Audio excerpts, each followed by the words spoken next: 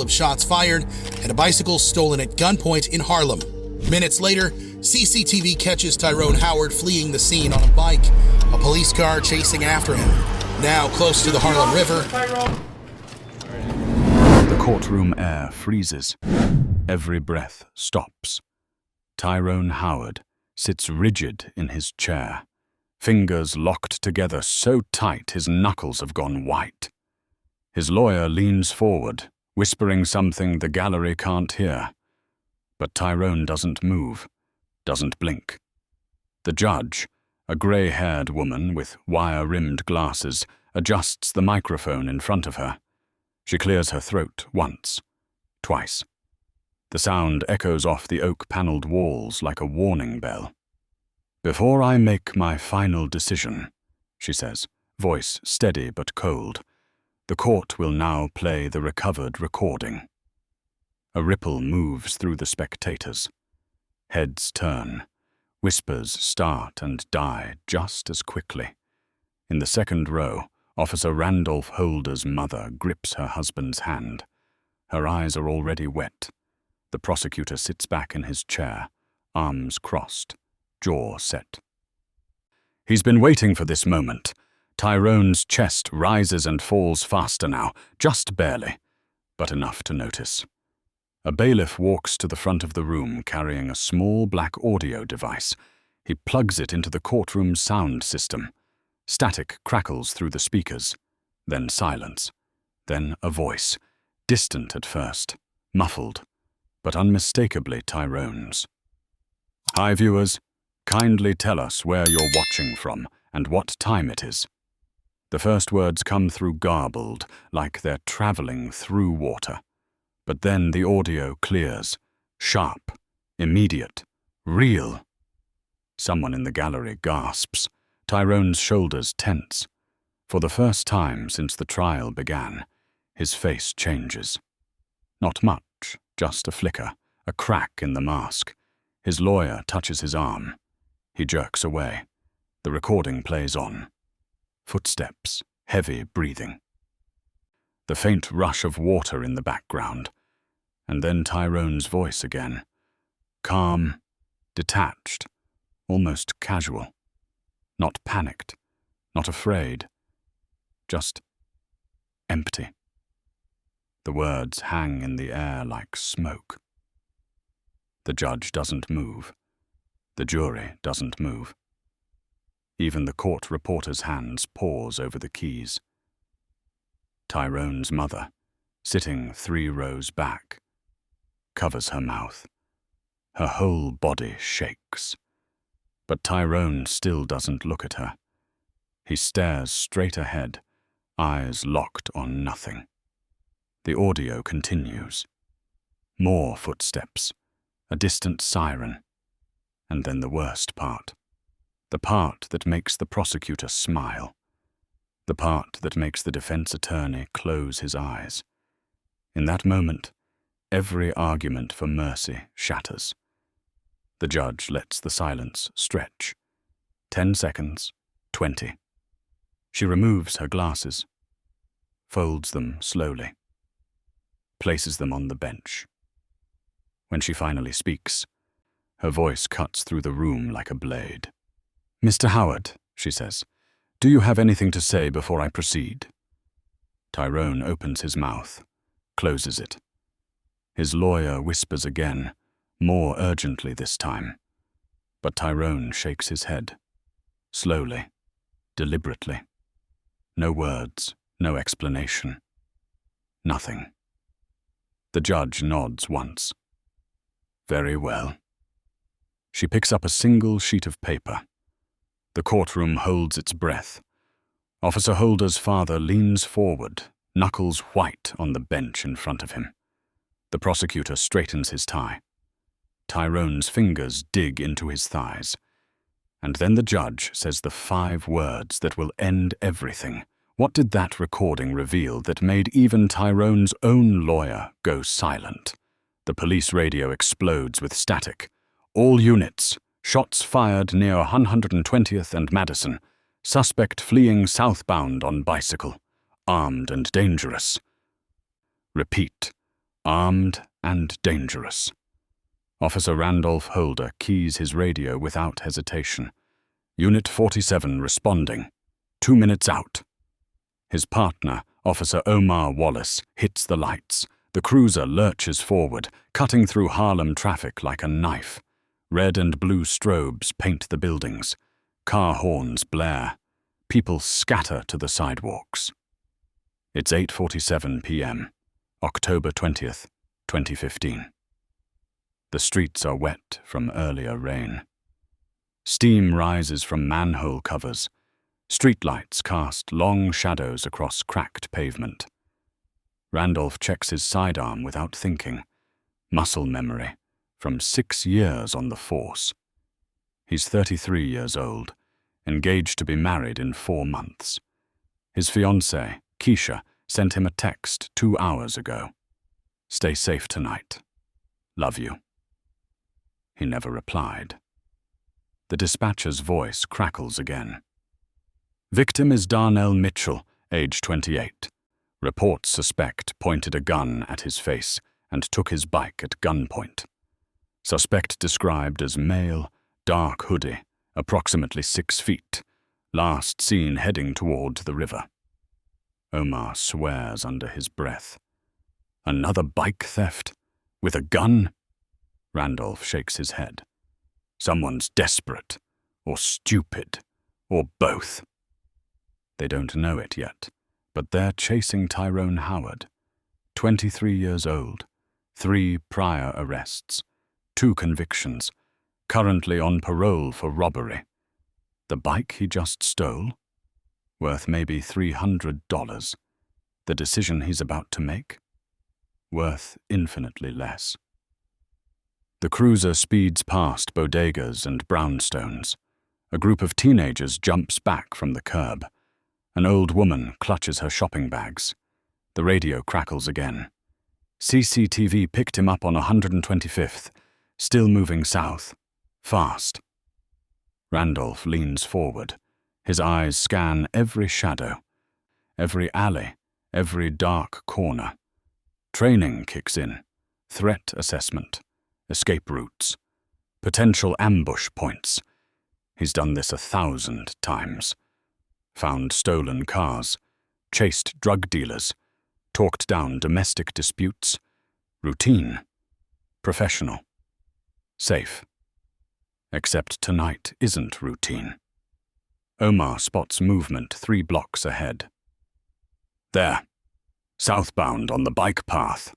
A figure hunched over handlebars, pumping hard, weaving between pedestrians. The bike, a red mountain bike with white trim, glints under a streetlight. Randolph grabs the radio.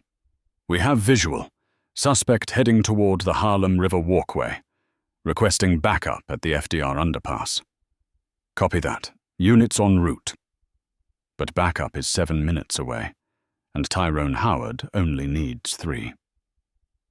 The suspect glances back. Even from 50 yards away, Randolph can see it, the wild look of someone who knows exactly what happens next if he gets caught. Parole violation, gun charge, armed robbery, 5 to 10 years minimum, maybe more. Tyrone's not going back. Not tonight. Not ever. He ditches the bike, just drops it, lets it clatter to the pavement, and takes off on foot toward the river. Randolph and Omar brake hard. The cruiser skids. They're out of the car in seconds, boots hitting wet concrete, flashlights cutting through the darkness. Randolph keys his radio one more time. "Suspect on foot, heading toward the water. We're in pursuit." His voice is calm, steady, professional. Because that's what you do. That's the job. You run toward danger while everyone else runs away. You chase the man with the gun because someone has to. You don't think about Keisha Mptwa. You don't think about the wedding. You don't think about the text you never answered. You just run. Ahead, Tyrone's footsteps echo off brick walls. He's fast, faster than he should be. adrenaline and fear mixing into something combustible. The river's close now, dark water rushing past concrete barriers. No witnesses, no cameras, just shadows and desperation. Randolph's flashlight beam catches Tyrone's back. 20 yards. 15. Closing. "Police! Stop running!" Tyrone doesn't stop. His right hand moves to his waistband. Fingers close around cold metal. What started as a stolen bicycle was already spiraling into something far darker. Tyrone's lungs burn. His legs scream. But he doesn't slow down. Can't slow down. Behind him, footsteps pound closer. Flashlight beams cut through the night like searchlights hunting prey. The Harlem River rushes to his left, black water moving fast under the FDR Drive overpass. Car tires hum overhead. A distant siren wails. He risks a glance back. 2 cops, both closing. The taller one, the one in front, runs like someone who's done this before.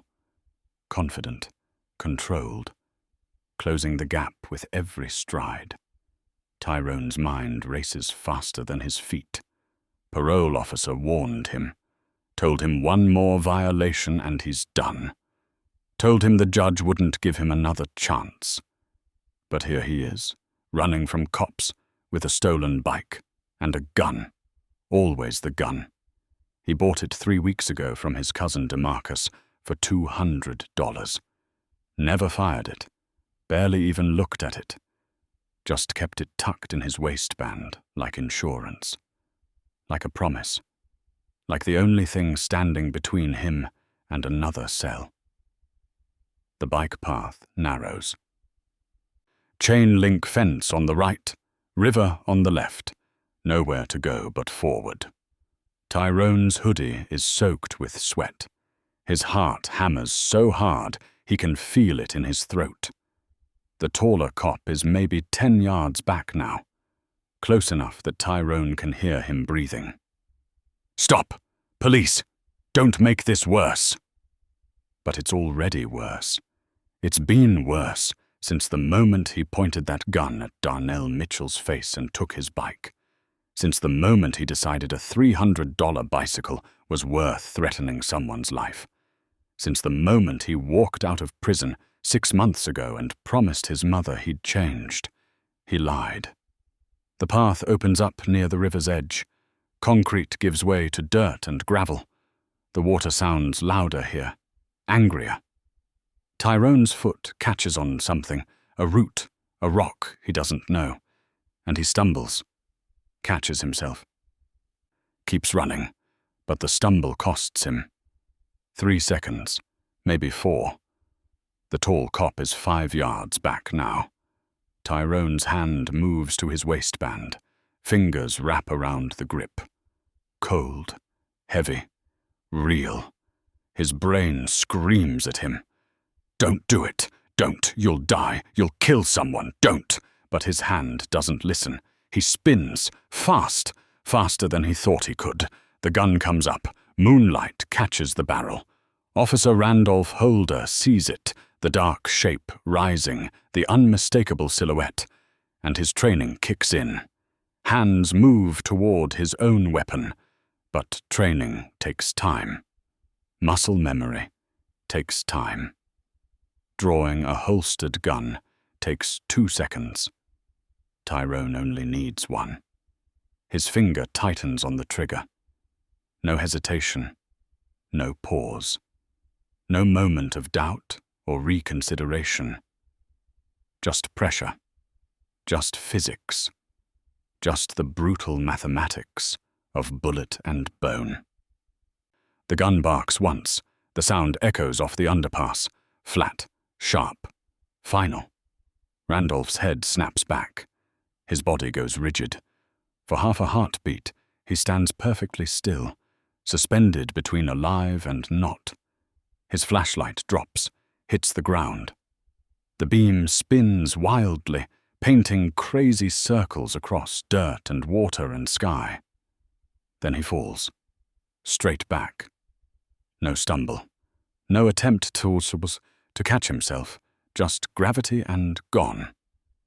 His head hits the concrete with a sound that makes Omar scream. Blood spreads dark and fast beneath Randolph's skull. His eyes stay open, staring up at nothing, seeing nothing, feeling nothing, dead before the echo fades. Omar drops to his knees beside his partner, hands shaking, radio tumbling from his belt. "Officer down! Officer down!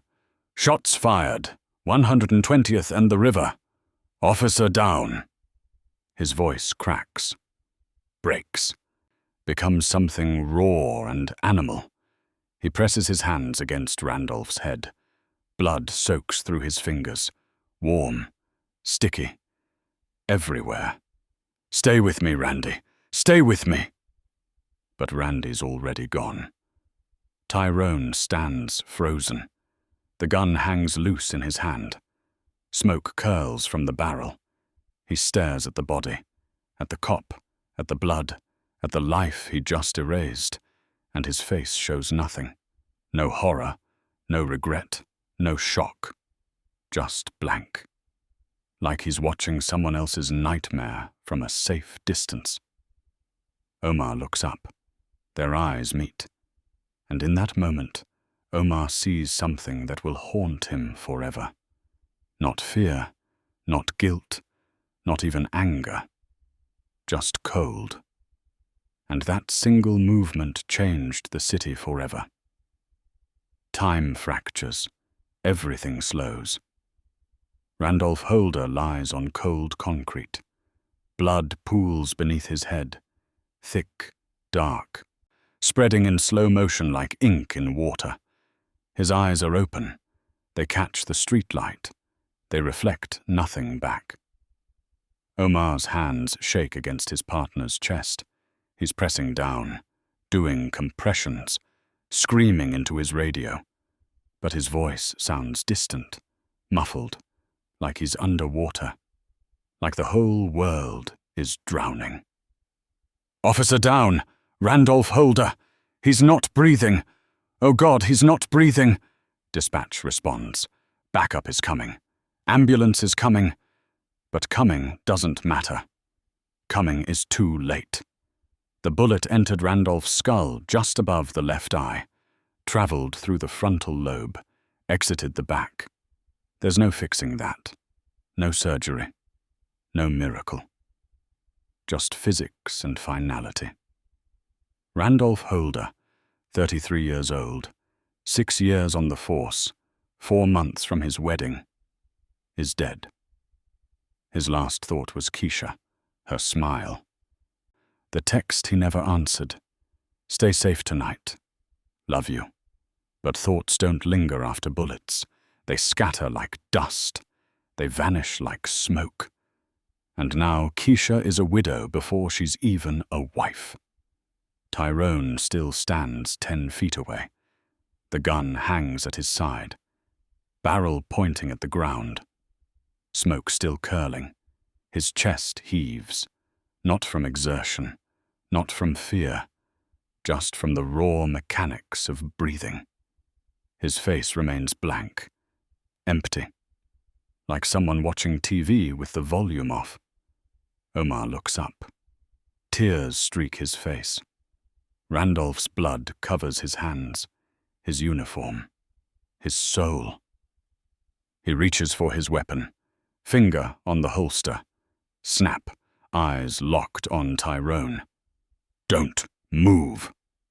But Tyrone does move, not toward Omar, away. Slow at first, 1 step, 2. Then faster. He turns, breaks into a run, the gun still in his hand. Omar should chase him.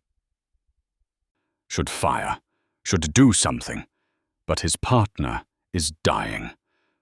No, dead, on the ground, and his hands won't stop shaking and the radio won't stop squawking and everything is spinning. "Suspect fleeing southbound, black hoodie, armed. He just killed." Omar can't finish.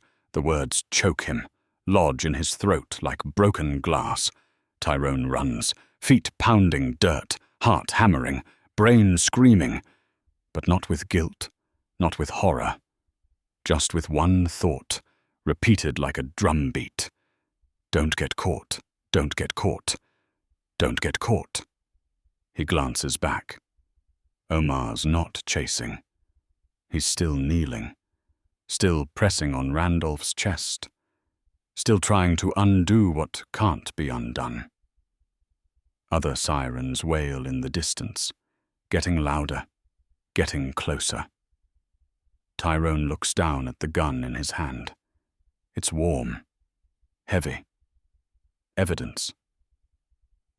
The thing that connects him to the body on the ground, the thing that will send him to death row. He makes a decision, not because he panics, not because he's scared, but because he thinks, calculates, plans. He veers left toward the river's edge.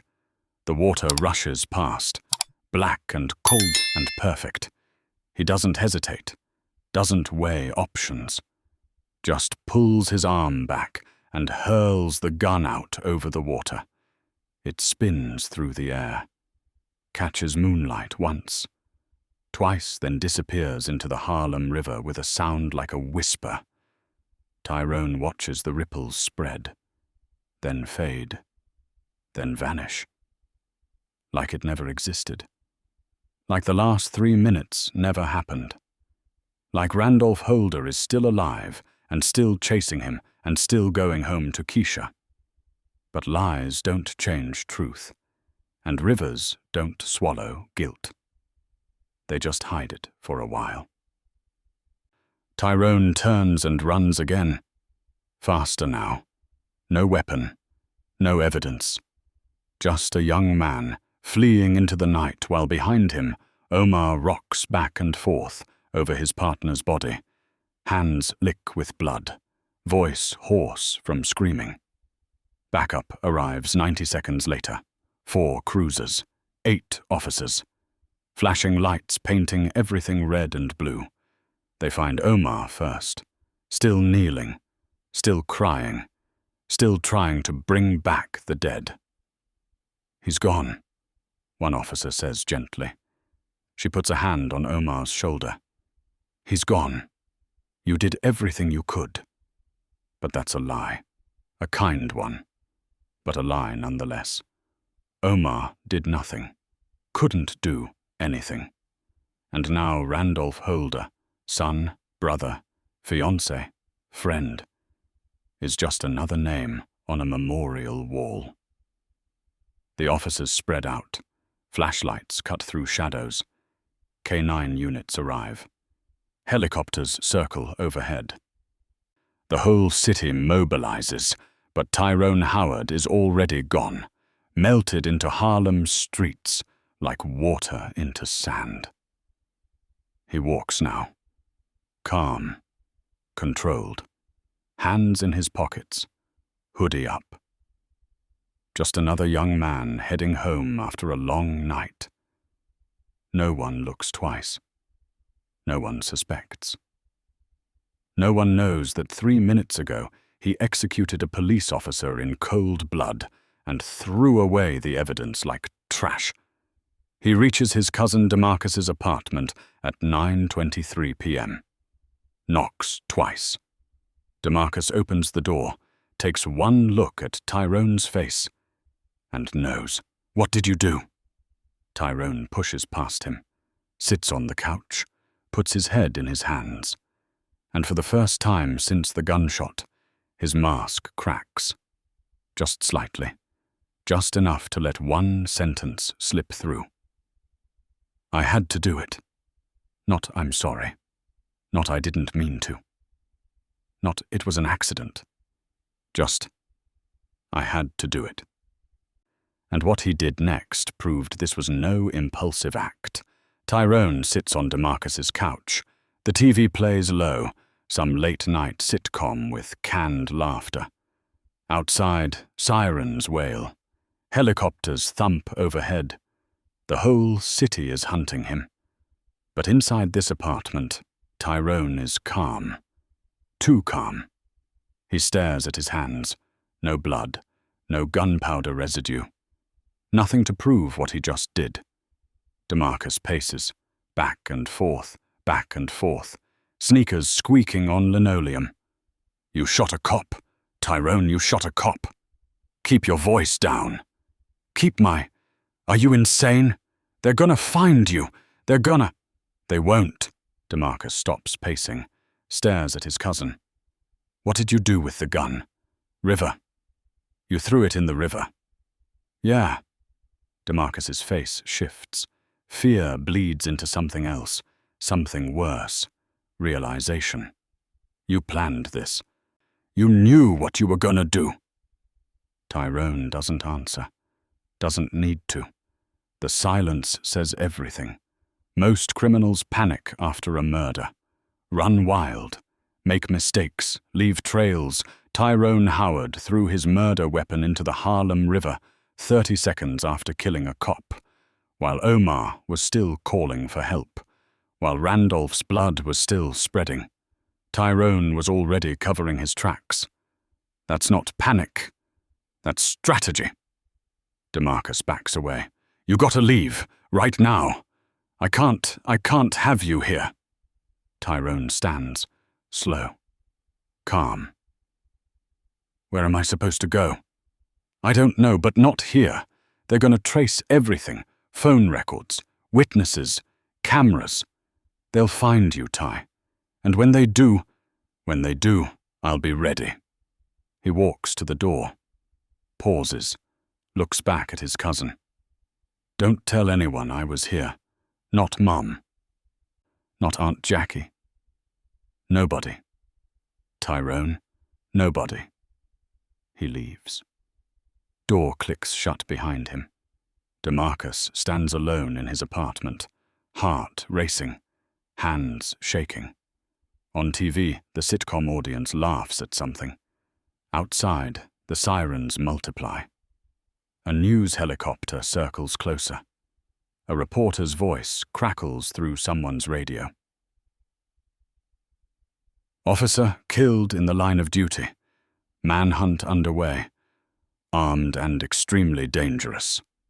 DeMarcus grabs his phone, stares at it, thinks about calling the police, thinks about his cousin, thinks about loyalty and law, and what happens when the two collide.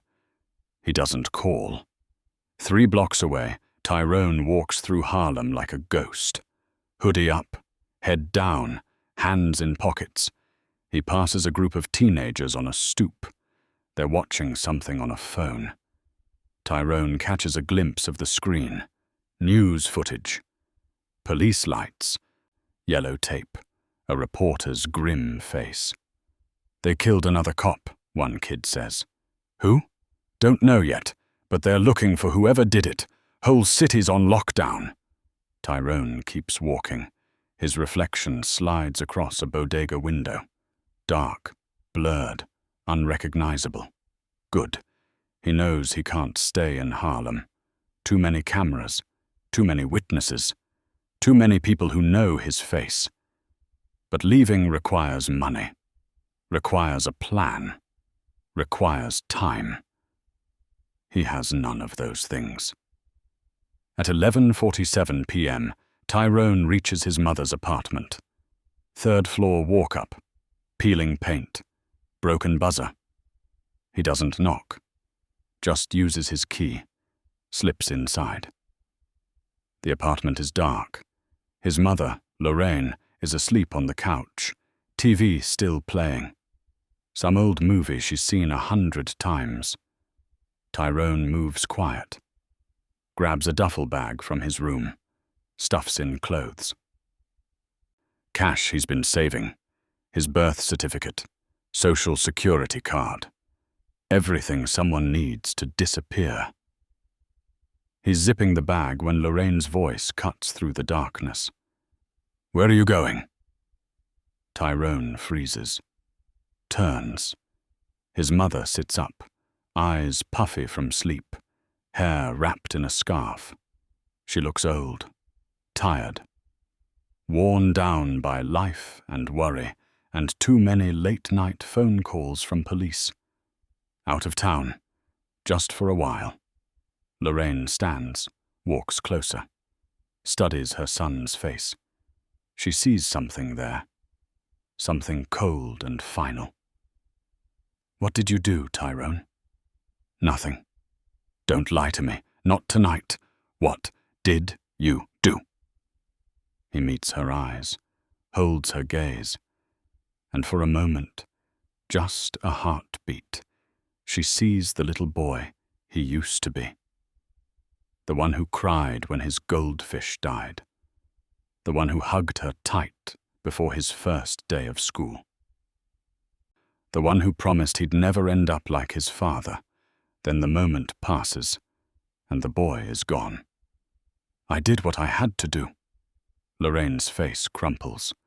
She knows, doesn't know the details, doesn't know about Randolph or the river or the gun. But she knows, the way mothers always know. She reaches for him. Tyrone steps back. "I'm sorry, Ma." He leaves, door closing soft behind him.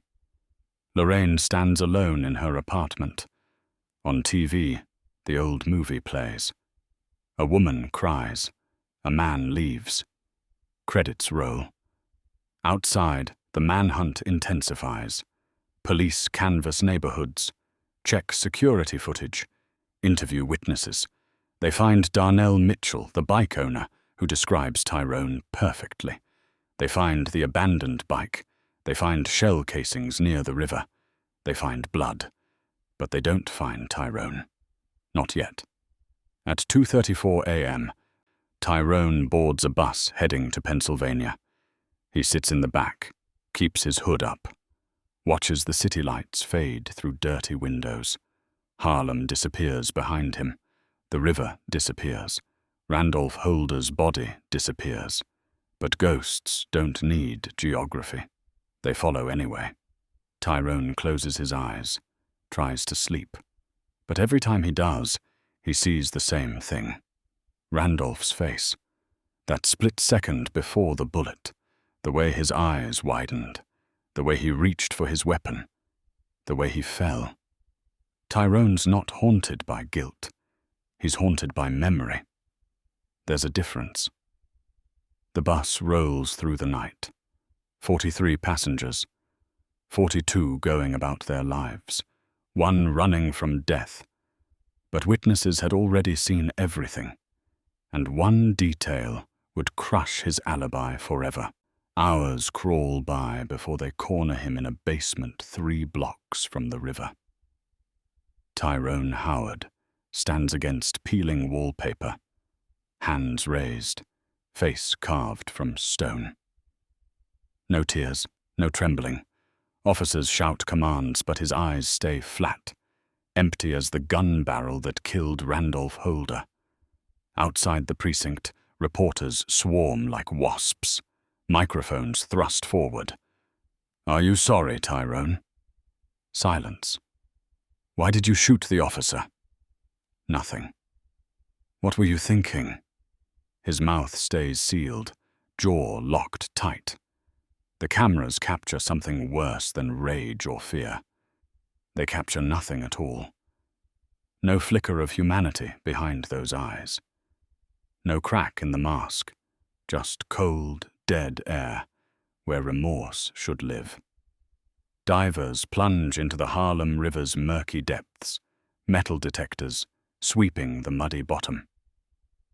3 days later, they surface with the murder weapon, rusted but intact. Ballistics technicians work through the night. The bullet that tore through Randolph Holder's skull matches the recovered gun perfectly. CCTV footage rolls in slow motion across prosecutor screens. Tyrone pedaling the stolen bicycle, jacket flapping, seconds before the chase. Witnesses step forward, voices shaking as they describe the robbery, how he pressed cold steel against a man's ribs for a bicycle. Court documents pile high, revealing a history soaked in violence. Arrests, assaults, weapons charges. The public erupts in fury. How was this predator walking free? But investigators uncover one final piece. Audio nobody knew existed. The courtroom sits packed tight, air thick with grief and rage. No cameras allowed. Only whispers and the scratch of pencils capturing history. Tyrone Howard sits motionless at the defense table, fingers laced, eyes forward. Behind him, Randolph Holder's parents clutch each other, faces hollow with loss. The prosecutor's voice cuts like glass.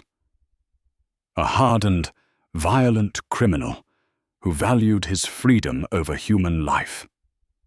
The defense fumbles through arguments, impulsivity, panic, mental distress. But each word falls flat against the evidence mountain. Jurors shift in their seats, jaws tight. The judge clears his throat, adjusts his glasses. Before I render my final decision, the court will now play recovered audio evidence. A bailiff presses play.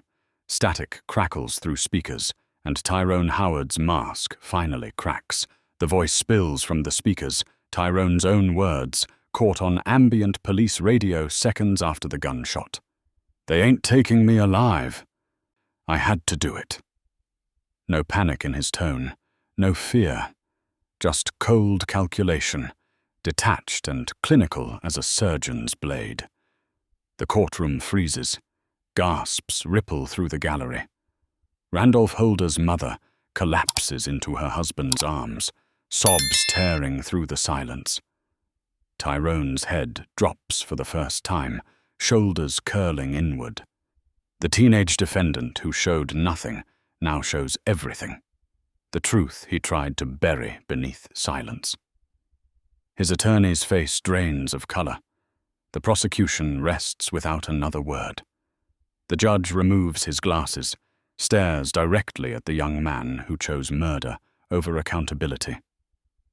"Mercy," he says slowly, "is no longer an option in this courtroom." The gavel falls. Death sentence. Tyrone Howard doesn't flinch.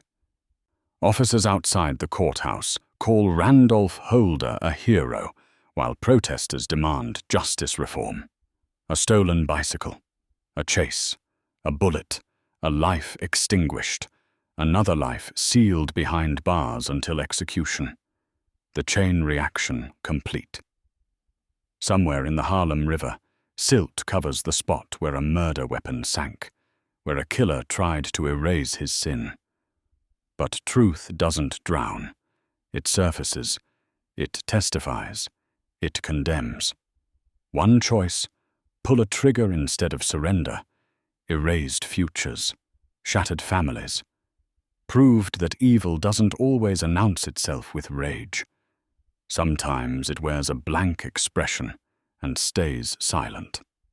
If you found this story gripping, subscribe and turn on notifications so you never miss the next case that shook a city. Drop your thoughts in the comments below. Your voice matters. And together we shine light on the stories that need to be told. Share this to inspire others. Justice demands witnesses.